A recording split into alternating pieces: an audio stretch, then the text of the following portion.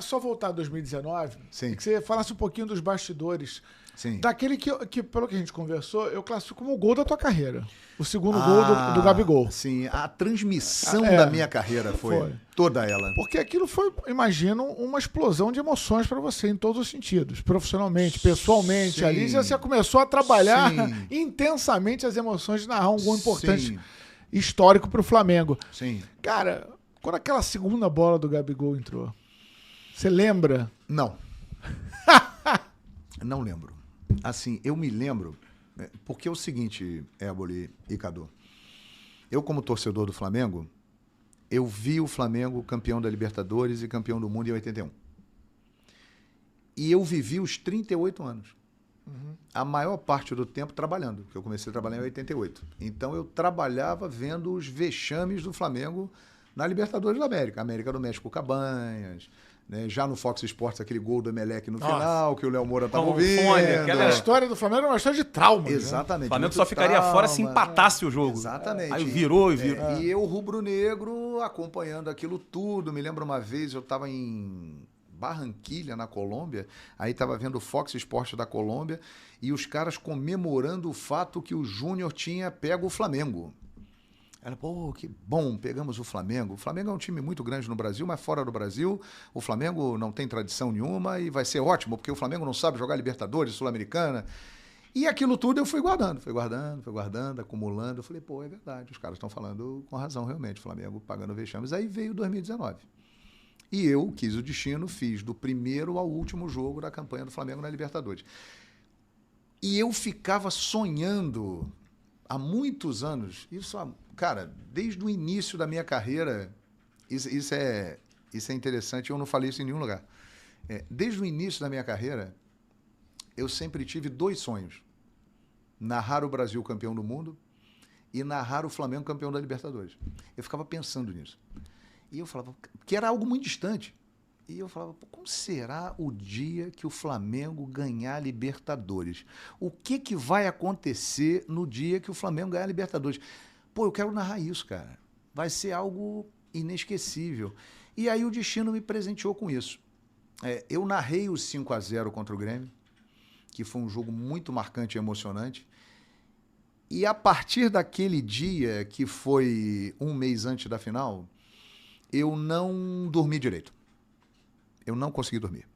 Eu só pensava no jogo. O que eu vou fazer? O que eu vou falar? Me preparando para o jogo, eu falei assim, cara... Qual é a história que eu vou contar? Porque conta uma história. Eu vou narrar o Flamengo na final da Libertadores. Eu vou realizar o meu sonho. E aí os 38 anos ficavam na minha cabeça. Tudo aquilo ficava passando.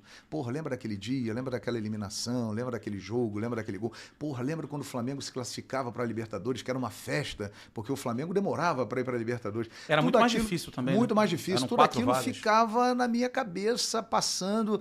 E eu me lembro que na véspera do jogo eu não dormi a noite inteira. Eu não preguei o olho, que eu ficava pensando, cara, eu vou narrar o jogo do Flamengo na Libertadores. E o que resultou isso? Isso tudo me ajudou, porque eu cheguei para aquele jogo muito concentrado. Então, a emoção daquele momento, ela não me atingiu como ela poderia. Eu poderia ter chorado, eu poderia não ter narrado, mas assim, eu estava tão focado na realização do meu sonho técnica, que era narrar o Flamengo na Libertadores, e eu percebi, antes do jogo, eu falei assim, cara, eu vou fazer o jogo mais importante da minha carreira. Então eu tenho que me preparar bem. Então eu foquei tudo naquele jogo. Tava blindado, né? Tava blindado. E eu fico vendo os vídeos, que tem um vídeo do making off, da narração do gol do Gabigol da virada. E eu fico surpreso comigo, cara. Porque eu tô em pé, eu vibro assim, com a mão assim, cerrada, mas eu tô narrando o gol. Eu tô concentrado e as palavras vão saindo e elas vêm, não tem explicação, a inspiração vem. E eu me lembrando dos 38 anos, por isso que eu falei, quem foi que disse um dia que o Flamengo não tem tradição na Libertadores, se não tinha, tem a partir de agora. Tudo isso são lembranças, né, dos 38 anos. Então, essa minha expectativa, esse meu nervosismo me fez entender a grandeza daquele jogo e identificar antes que era o jogo da minha carreira. Então, ali eu me preparei para aquele jogo de uma forma muito especial e acho que é por isso que aconteceu a narração daquela forma. E eu fui abençoado pelo roteiro, que foi maravilhoso. O roteiro, né? O roteiro de outro ajuda, mundo, né? de outro mundo. O controle emocional tá dentro do pacote de profissionalismo, Exato. né? Se você se descontrola, você estraga a tua narração, talvez. Exato. Você se descontrola, eu cai acho, pra uma histeria. E eu acho que você... isso é um item que quem é narrador e quem pretende ser narrador tem que ter na cabeça, assim. Você tá ali, em primeiro lugar, trabalhando, né? Então você precisa, claro, você tem que colocar a emoção faz parte do trabalho do narrador. O narrador, ele vive de emoção e de passar emoção. O narrador sem emoção, ele não existe. Só que você, mesmo nos momentos de pico extremos, como foi aquele de 2019, você tem que ir até a página 7.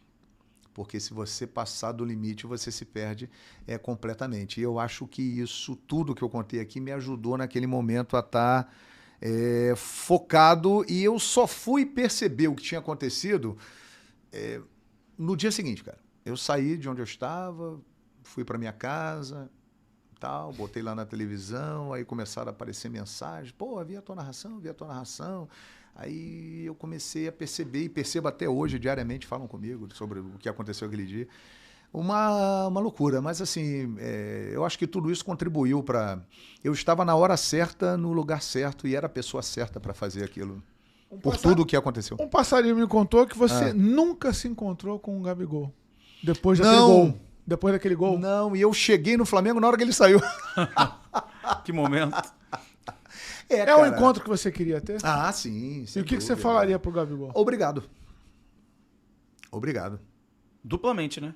Como torcedor e como profissional, né? Mais como profissional. Porque é inegável, assim.